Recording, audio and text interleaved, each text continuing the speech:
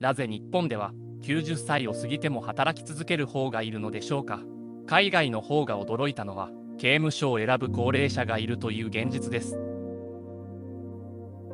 People are in their 90s and they're still working. In Japan, it's common to see elderly people working in stores, cleaning streets, or guiding traffic. And what surprises most people is that they're usually smiling, like they're not even tired. I mean, look at that. Many of them actually enjoy their jobs. It gives them routine and purpose. But there's another reason they keep working. In Japanese culture, stopping work can make someone feel like a burden. So even when their bodies slow down, they keep showing up. Not just because they love the job, but because stopping feels work. その選択の背景に何があるのでしょうか。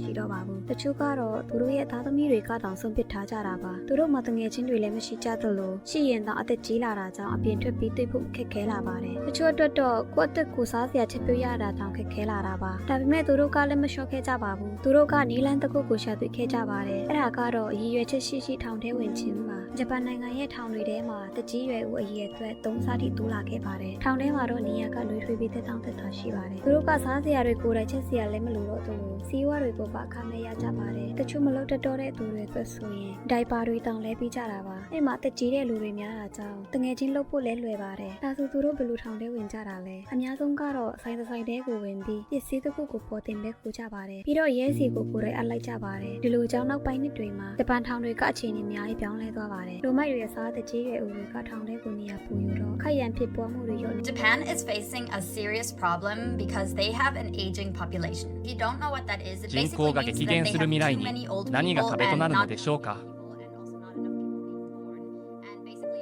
that I think by 2050, Japan and basically its population will be like halved, and there's just going to be way less people than there is right now. We're talking like in the high millions, like a lot less. I believe Japan currently has a population of about 128 million, and that's going to be like halved. Can you imagine what that will do economically and to the country in general? Like, that is a really big problem they're facing. And what is also contributing to this problem is the low birth rate. It's simply that people cannot afford to have kids in this economy in Japan anymore. Like, the yen is very weak and you can barely sustain yourself. I mean, I feel like this is worldwide a thing right now, not just in Japan, but it's just not a country that is built to support mothers or children in a sufficient way, I feel like. And that's why people decide not to have kids, because there's literally no benefit in it anymore. There's often not enough space for kids in kindergartens. The school system is very, problematic, let's put it that way. Mothers don't get any benefits when they become mothers. They basically lose their jobs in a lot of cases, and they can't get back to that position that they maybe once had. They are just not seen as equal to men. You know, there's just a lot of problems with the whole situation, and therefore this aging population situation isn't getting better as well. 来到日本以后才知道，日本有很多70、80岁的老人仍然在工作，这主要是因为日本的生活成本高，大多数日本人没有年轻时候必须买房的习惯。那么许多人到老了都还在租房子，高昂的房租几乎都花光了退休金，还有日本退休金实在是小。看分为国民年金和后生年金，等到65岁之后，每种大概每月也就是4000块钱左右。在日本，只有年轻时不懈的奋斗，多多积累，才能享受一个悠闲自在的晚年生活。对此你怎么看呢？ Ở Nhật, cái chuyện mà con cái không nơi bố mẹ nó là rất là bình thường mọi người ạ. Người già thì họ thường là tự lo cho cuộc sống của mình. Nhiều người thì họ vẫn còn khỏe, họ chọn cách đi làm thêm mấy cái việc nhẹ mà có thêm thu nhập ấy, với lại là cũng đỡ buồn, đúng không mọi người? Ở Việt Nam này còn có hàng xóm, có con cháu nữa kia nữa, chứ ở nhà một mình ở bên Nhật ấy, người già thêm nữa là ở bên Nhật họ thiếu lao động rất là nhiều, nên là công việc nhẹ mà cho người lớn tuổi làm thì lúc nào cũng có. Thành ra mới có chuyện là 70, 80, thậm chí là 90 tuổi vẫn đi làm đều. Với họ thì còn được làm là tự lo cho bản thân, chứ không muốn phụ thuộc vào ai cả. Theo mọi người, đây là văn minh hay đáng để lên án? Ở Nhật có rất nhiều người già không sống cùng con cháu, và đó là một lựa chọn. Sống ở Nhật một thời gian mình mới hiểu một điều rất khác Việt Nam, đó là người già ở đây phần lớn không sống chung với con cháu. Lúc đầu mình nghĩ chắc là do gia đình lạnh nhạt, nhưng càng sống lâu càng hiểu không đơn giản là như vậy. Thứ nhất là văn hóa tự lập, người Nhật từ nhỏ đã được dạy tự lo cho bản thân. Khi về già họ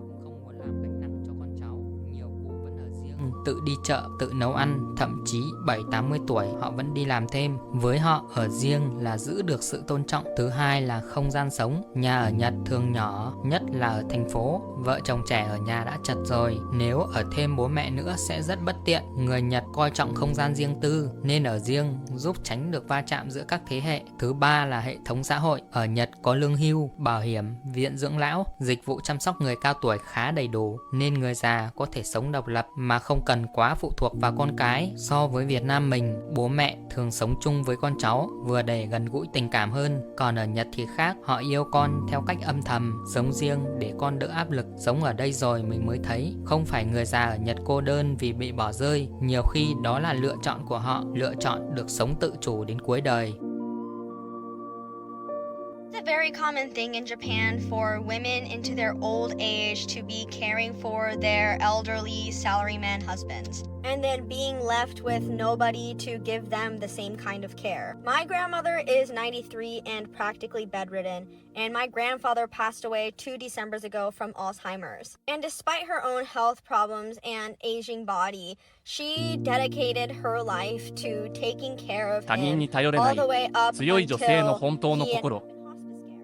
and everybody loved my grandfather. Even through his Alzheimer, he was incredibly positive and smiling all the time, and that is why even in hospice care, he was everybody's favorite. Although he had high needs, he was viewed as easier to care for. Now, my grandmother, on the other hand, she will never tell you what she needs. You have to figure it out. When I was visiting her, she kept insisting that I pour my boyfriend a cup of coffee. And I kept telling her that it's too late for coffee and that we can't have coffee at this time or it'll mess up our sleep. And she said, "Oh, really? I could drink some coffee right now." And I was like, "Grandma, do you want coffee? Do you want coffee right now? Do you want me to make you coffee?" And she was like, "No, but if I had coffee, I would drink it." So I made the coffee for her, obviously, and she was very happy about it. But the point of this story is, she is viewed as more difficult by people because her needs are less clear. And she is somebody who has always valued her independence. And she is the strongest woman I will ever know. And I can see so clearly that as somebody who dedicated decades of her life to end-of-life care, because she spent decades of her life taking care of my grandfather. She knows the burden that is caring for an elderly person. So how could she possibly put that kind of burden on somebody else, knowing how heavy it is? She can't. The answer is that she can't and she won't.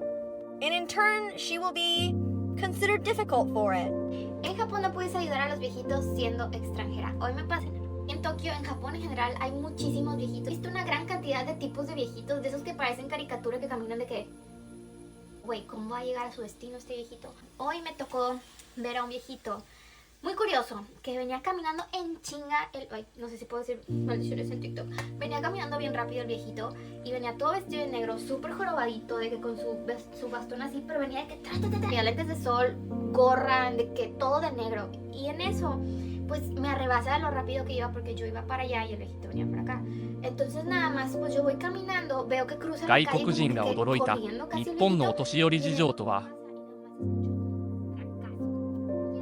Estaba en el piso así, y yo de que vi que unas chavas asiáticas le pasaron por un lado, y yo de que, güey, yo no puedo dejar al viejito tirado en la calle, o sea, mi ser no lo permite. Entonces yo me regresé y le di la mano al viejito de que, ay, oiga, está bien. Y el viejito, bueno, aquí todo el mundo te va a decir, sí, estoy bien, no me ayudes.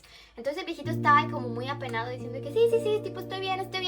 Y le di la mano para pararse y no se podía parar el viejito. Entonces, le tuve que dar las dos manos y yo lo ayudé a levantarse.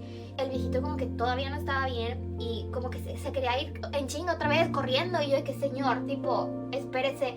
Y en eso como que agarró un poste y nada más para sostenerse y se lanzó al poste así, y yo de que, viejito. Y en eso llegaron como otros como estudiantes de mi escuela que también son como latinos, y como que lo intentaron ayudar, y el viejito me dijo, no, estoy bien. Y en eso tipo como que se volvió a ir en chinga, pero yo estaba como, este viejito no está bien. Y no es broma que camino a mi casa se me salieron las lágrimas porque dije, güey, ¿cómo es que los viejitos se caen?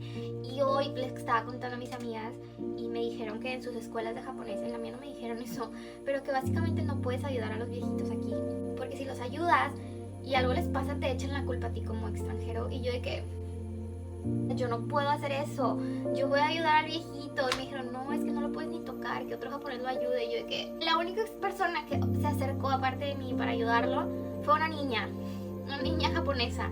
Pero pues obviamente la niña japonesa me vio a mí porque pues me ve adulta.